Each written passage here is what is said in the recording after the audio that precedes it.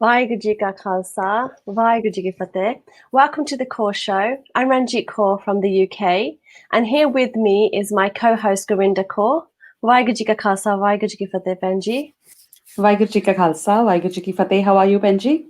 I'm good, thank you. How are you? That's good. Yes, good as well. Thank you. So today's topic is about Make Me Matter. We have discussions about mental health in general, and most of our shows are based on requests or feedback received by individuals who have mentioned their situations or would like to talk about anything in particular. So Make Me Matter, allowing women to feel free of fear and abuse. And it is known that women are overwhelmingly the majority of victims of domestic abuse. And domestic abuse is a violation of women and their children's human rights. It is a result of an abuse of power and control. So, Benji, what's your understanding of this topic? Yes, I think it's a very interesting topic. And so far, we have discussed about how different kind of stigmas are prevailing in the community. And I think this is definitely a topic where we need to empower the women and realize that her life matters. So I think Make Me Matter is definitely a topic that really interests me. Yeah, no, that's great. So today we have two guest speakers from two different organizations. We have Salwa Albaz, a psychologist and counselor of Cumberland Women's Health Centre based in Sydney. We also have Amrit Versha, an educator and a head teacher, an acting head teacher in community services, TAFE, New South Wales. So let's welcome our guests to the show. Hi, Salwa. Hi, Amrit. So Hi. if you can please start with telling the audience a little about yourself and your background with this type of work that you do. Well, I work in the community 30 years in different contexts. I worked with migrant and refugee women, and I'm also an educator. So I basically run forums, I run trainings, and I'm an academic in this space. So a lot of contact with women and also working directly with communities. And I'm Salwa, originally come from Palestine, migrated to Australia about 20 years ago. I have been working with women for the past, I would say, 25 years in Australia and overseas.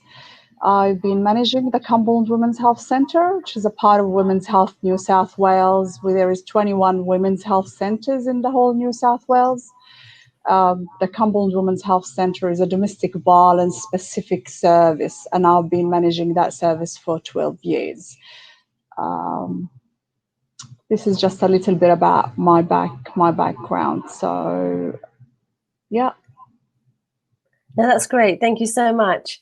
So with this topic, Make Me Matter, allowing women to live free of fear and abuse, what is your understanding and experience of this topic with the work line that you have? The concept of safety is what we are basically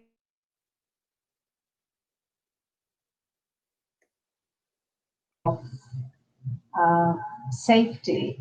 It's a very complex phenomenon, and one of the things that does matter in this context is that safety basically in a home has to be understood. It has to be understood by women. It has to be understood by children. So when you talk safety, you look at how much does this person feel that within their household they can express themselves freely, they can do what they want, they are not scared of anyone, there's no one showing power, and and children can have, their expression. So that's what it means to be safe in your house. Yeah. I mean, look, domestic violence is a big issue. I always say, as from Amrit have suggested, safety is the home is a safe net, and if the home place is not a safe net, where women feel comfortable and safe with their own, partners, how would that reflect on children? How would that reflect on community? Domestic violence is about power and control. As you've suggested earlier, also, it's about one party in the relationship holds the power, the other party is like, I'd say it's a scale, up and down. So domestic violence exists in all communities. It happens. The research says to you, 1 out of 5 women experience domestic violence and also sexual assault. So it is a subject that needs to be discussed. I understand it's a bit of a taboo. People do not like talking about it, but we have in New South Wales, in Australia, there's been 1 woman murdered every week due to domestic violence. So you've got to think, it's a huge issue. We need to be discussing it. We need to talk about it. I'm going to add something here. Normally, people will say that domestic violence is a cultural issue. If it was a cultural issue, it would not happen all across in every community. I mean, there are English women dying as well. And just like art, it's basically a human rights abuse. And what we normally do is when you make it a cultural issue, we can actually then say that, oh, it happens only with us. And also, there are issues that are specific to us. And they are not, because what we can then do is use culture as a defense mechanism and argue that it's because of issues of culture these things are happening, which they are not. They are happening because you're not safe in your home. And this safety concept is universal. It's not just belonging to one culture.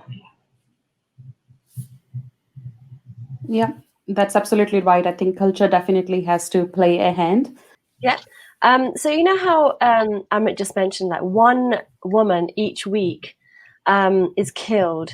So how is it determined that it's to do with domestic violence when they've died or passed away?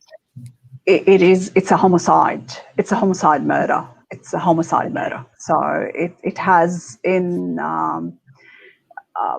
it's just been determined. I'd say we have had these numbers probably in the last 5 years. Even the numbers has been like that. 1 woman get killed every week. And with those numbers, do they determine the culture of the person, or is it? Yeah, absolutely. And as I would again, reiterate what Amrit has said, culture has absolutely nothing to do with it. These women are from all colors, from Indian subcontinent to Arabic speaking to, Australian women, white Australian get killed. Domestic violence does not have a culture nor it has a religion. Domestic violence is just a power and control. One overpowers the other. Black and white. It's a human right violation. It's very, very common it happens across. Yeah. Okay. So with it being a homicide, is there like is there a specific type of way that this happens? Is it from, yeah. Going back to how to identify that there is a problem, and how it happens. So there is actually a pattern. It doesn't happen just like that.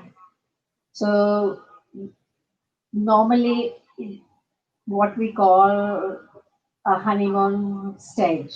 So everything is going well in a family, and then there's what is called the eggshells stage, where women are just basically getting worried, tensions are high, things are happening, and then there is a blast, and then it goes back into that where there is sorry, it is oh I love you, मैं तू मैनू कराया मैं तो कुछ नहीं करता, I तो really love you, and then there's basically accepting of each other, buying of gifts, and then it goes back.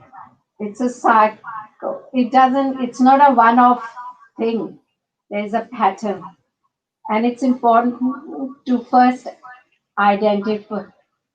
कि basically जब तक तुसी identify नहीं कर सको तब तक उन्हें तुसी solve किमें करोगे और असे हमेशा physical दी गल हाँ जी थप्पड़ मारता, right?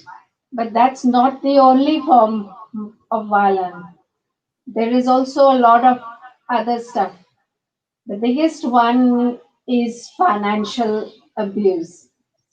जिथे कि ਤੁਹਾਨੂੰ ਪਤਾ ਹੀ ਨਹੀਂ ਕਿ ਤੁਹਾਡੇ ਪੈਸੇ ਕਿੱਥੇ ਜਾ ਰਹੇ ਨੇ ਜਾਂ ਤੁਹਾਨੂੰ ਪੈਸੇ ਕੋਈ ਦੇ ਵੀ ਰਿਹਾ ਕਿ ਨਹੀਂ ਦੇ ਰਿਹਾ. You can't buy food. You are not allowed to buy anything for yourself or the children. Everything you have to ask permission for.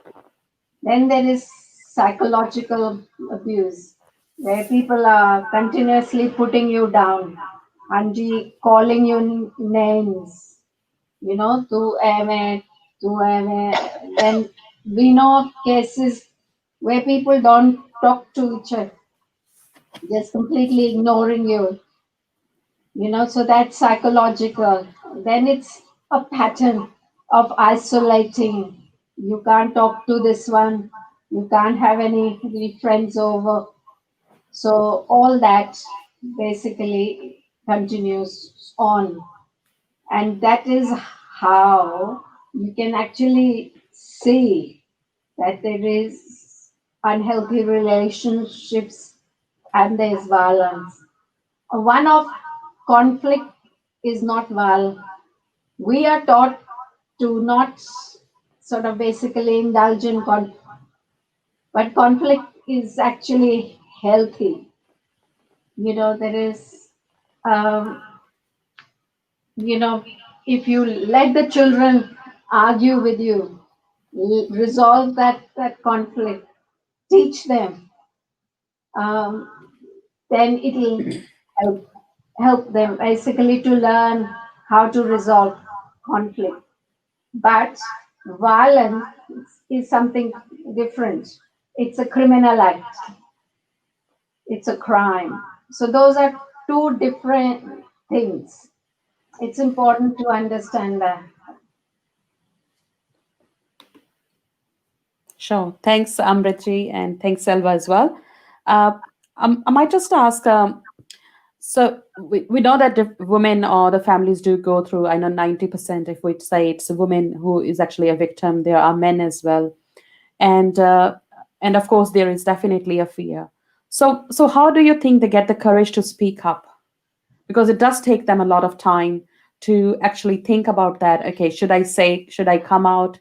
Should I talk to someone? Should I go out and seek any advice professionally or not? So how do they get the courage?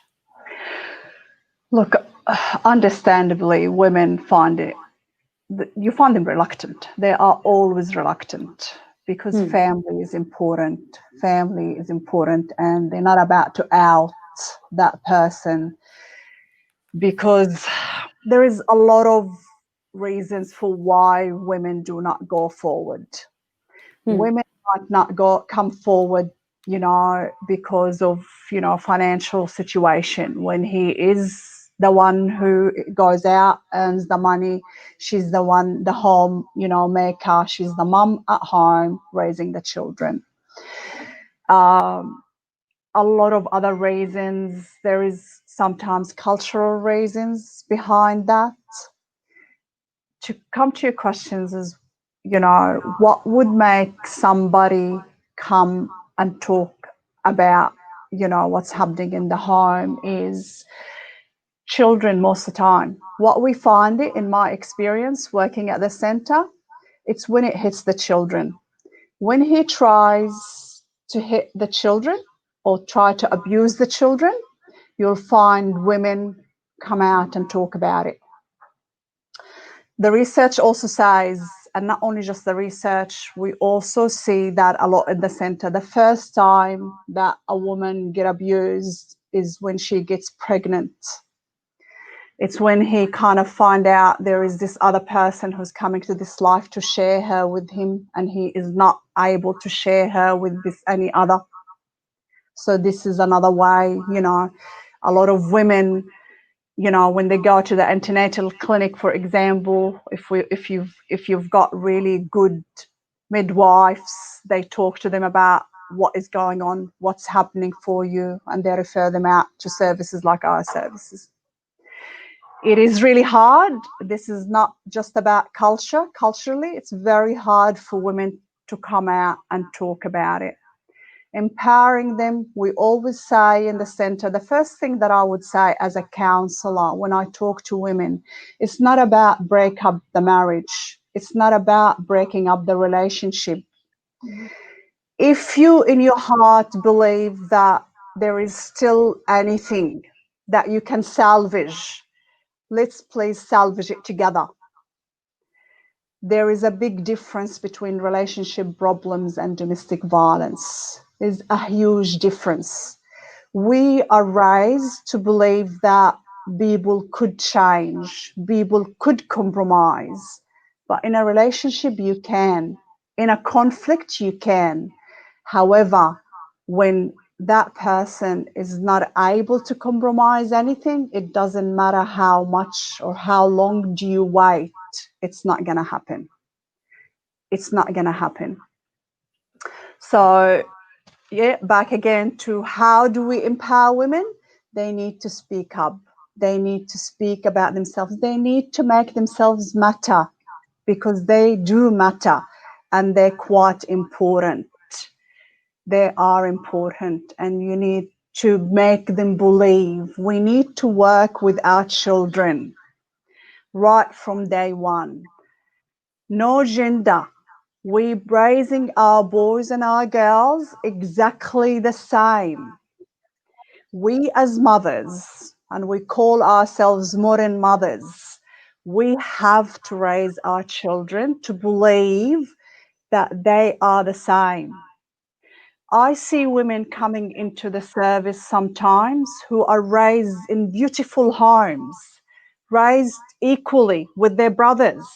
However, the sad part is when her parents marry her, you know what their mom, the first time she goes and says to mom, this has happened to me. Don't expect him to be like your father. How could you do that as a mother? How could you do that?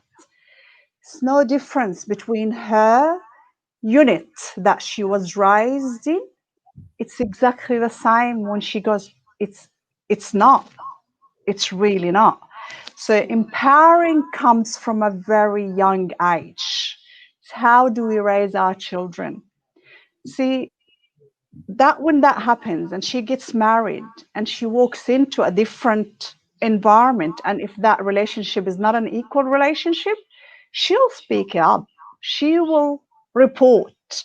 She will, again, will go back and say relationships. Okay, we can compromise in relationships, but if there is no compromise, that's called domestic violence. And really making women recognizing the difference, recognizing the forms of domestic violence. It's not only the slap on the hand, or it's not the physical part of it. There is a lot of other forms of domestic violence. Well, the other thing that normally happens is people don't come out and take help because they worry what will people say. When sharam, sadi family nal hai ho gaya. So we are bringing the family down. There is shame aspect that basically helps, perpetrators to take control. And it is important to recognize in the end it is happening to you. Is the community coming to help you? Is the community available to support you? And it is, yes, it is where you have to take control of your situation and go and seek help. And where community is concerned, shame is concerned, if you are killed,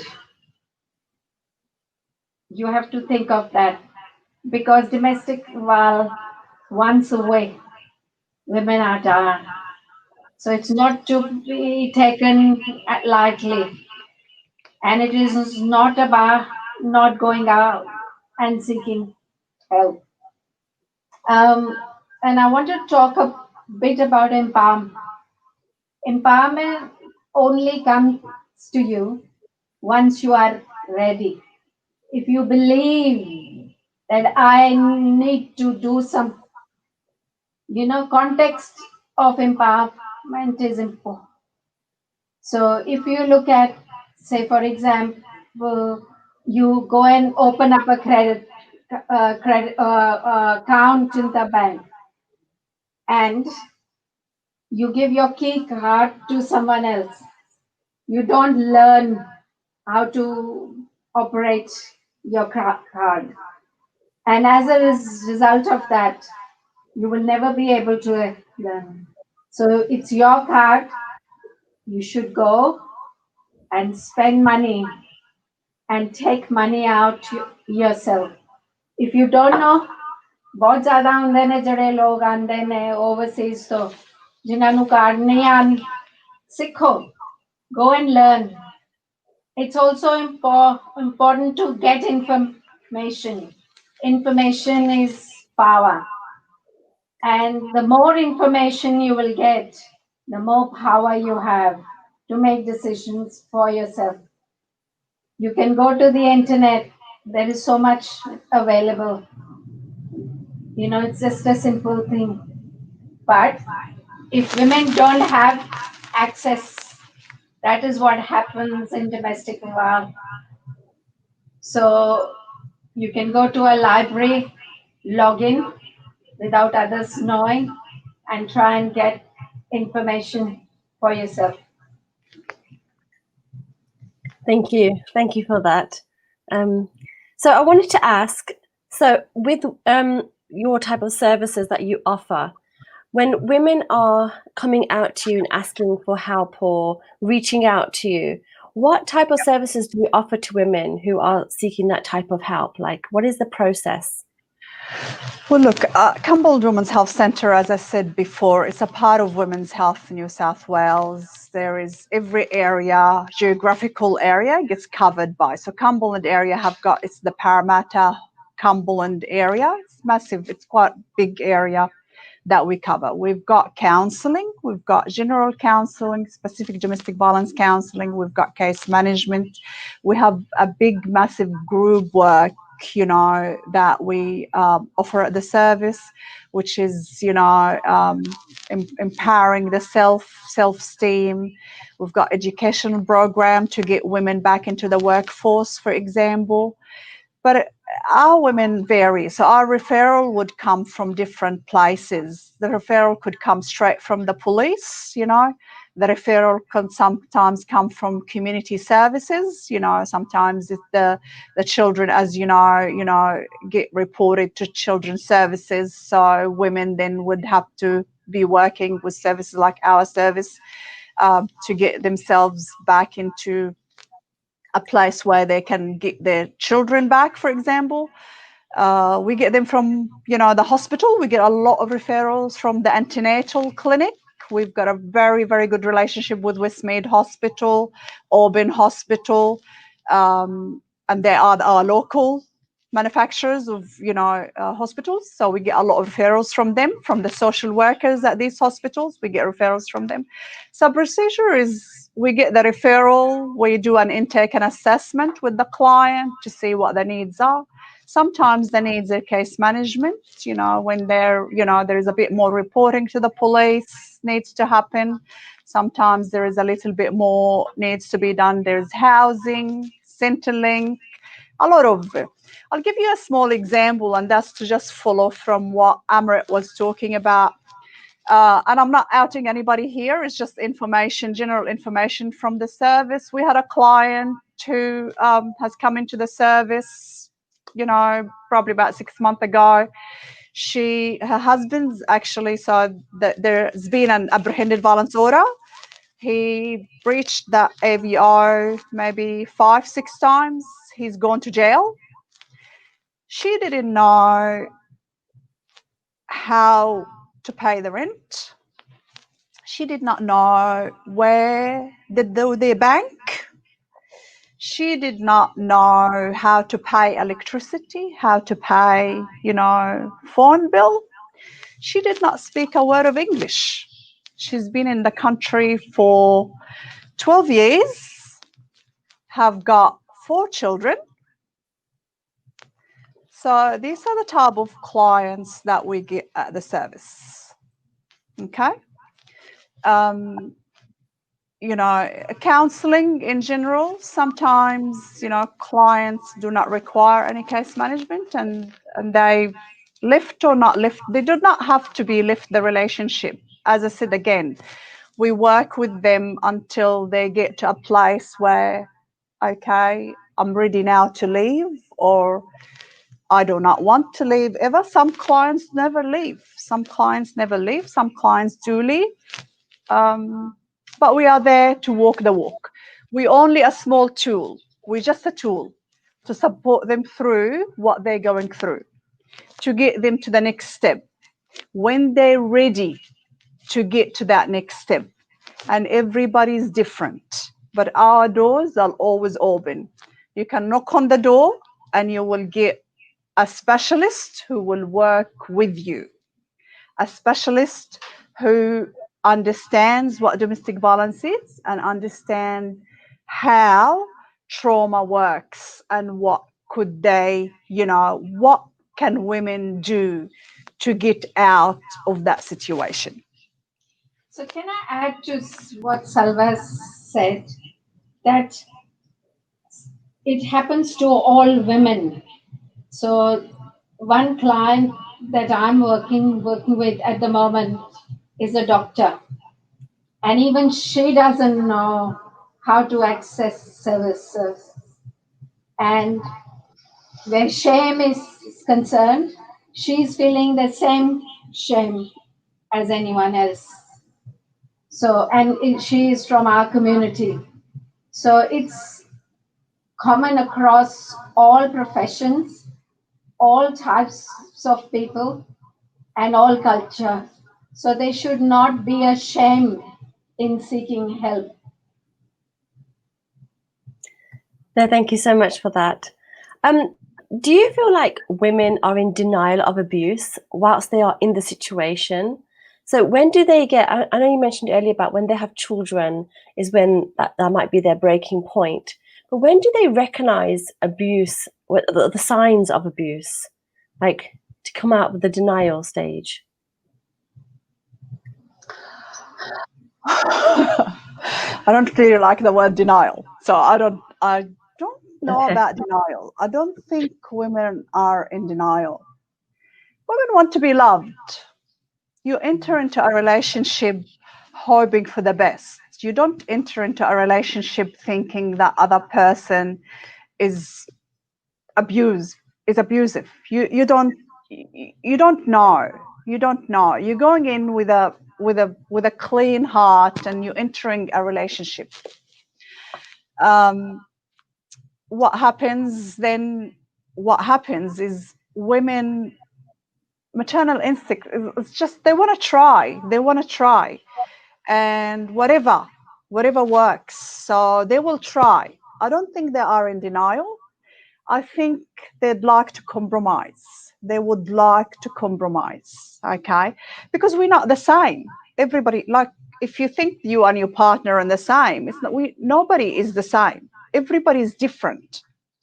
When we enter those relationships, we enter those relationships with a hope that that will stay forever. This is the happy ending. We're gonna grow up. We're gonna grow all together, and in health and sickness until death part lives apart. It's in every culture, in every religion, it's exactly the same. It's a promise between a man and a woman, or in the same-sex relationship, it's between the two. It doesn't matter, it's between two people. Okay, what happens, then you've got that power and control.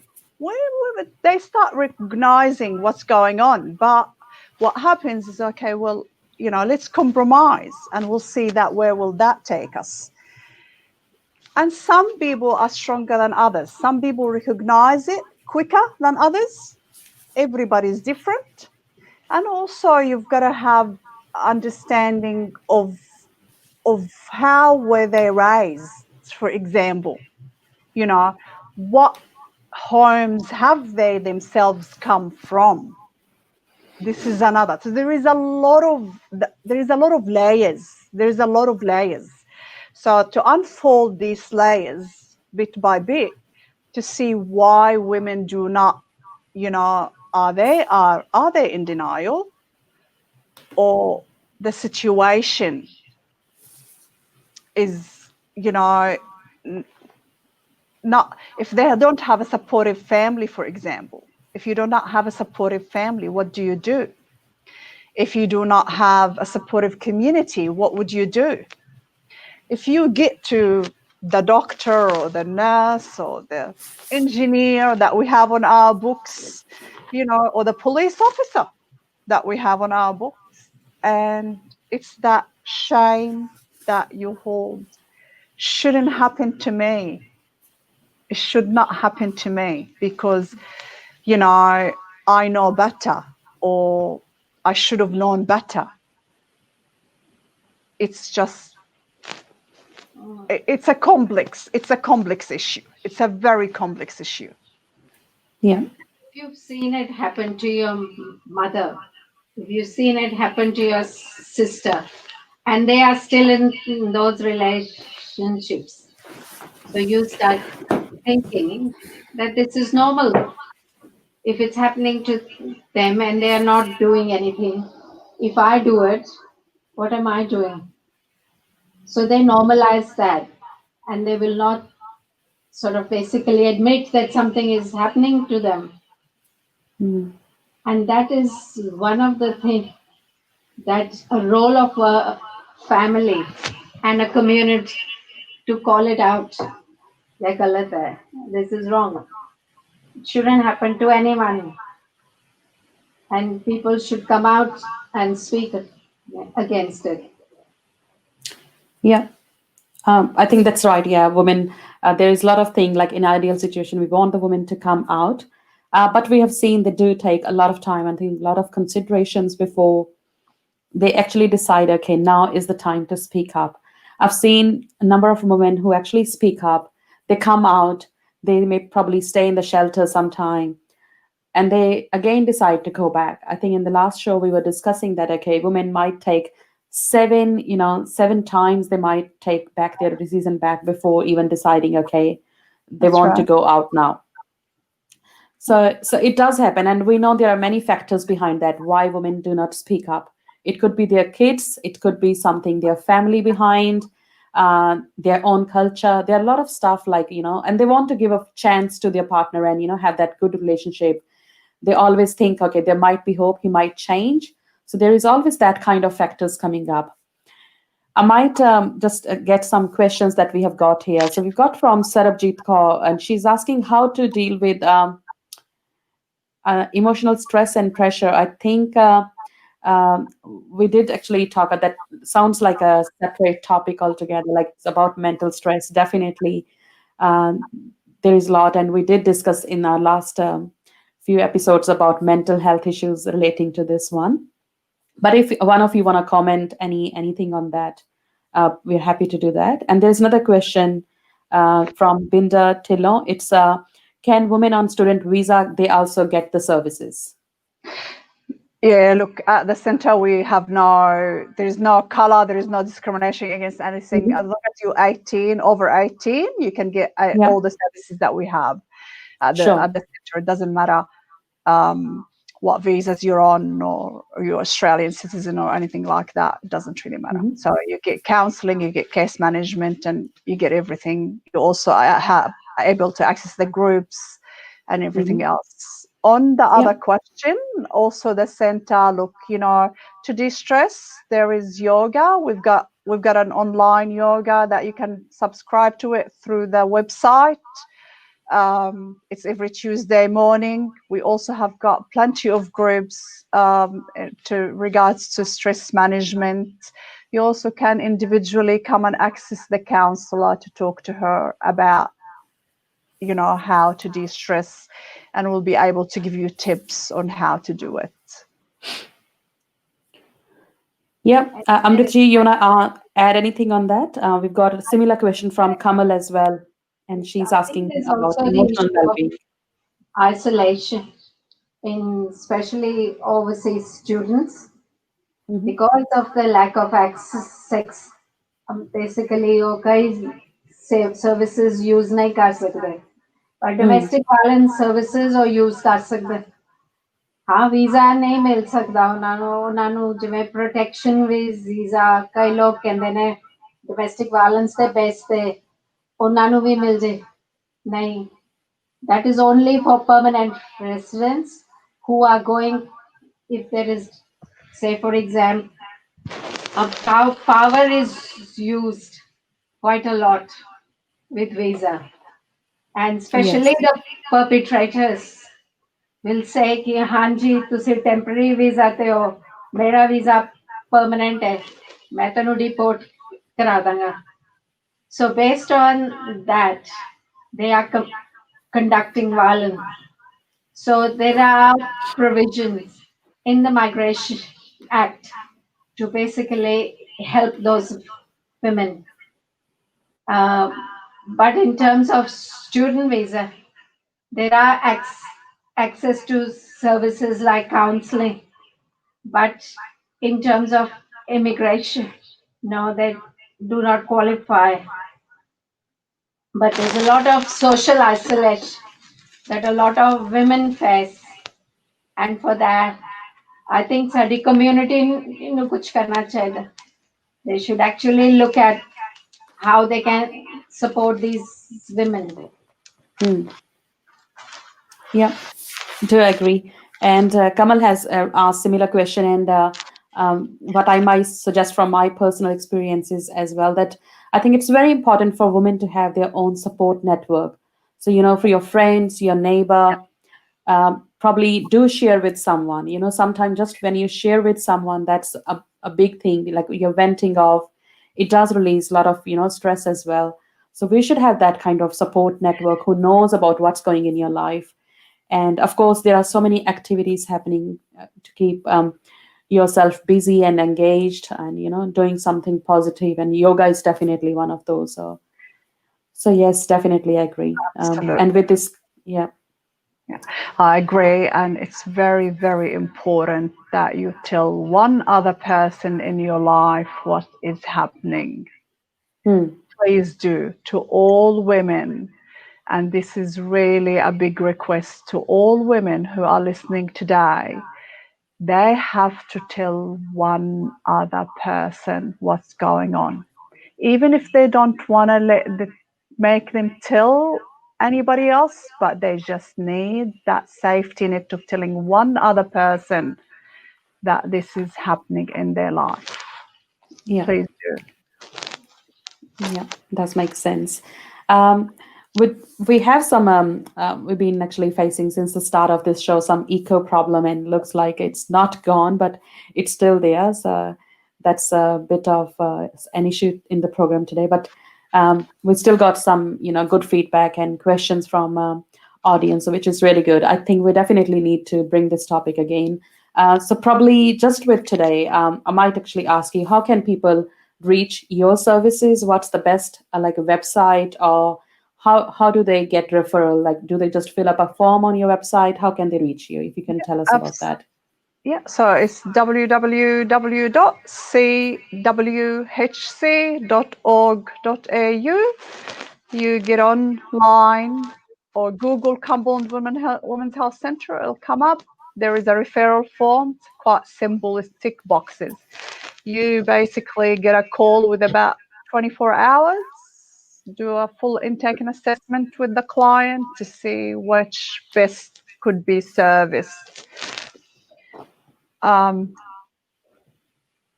then you've got the helpline, you've got a domestic violence helpline, you've got the 1800 Respect also line. There is Domestic Violence New South Wales is a quite very good website also.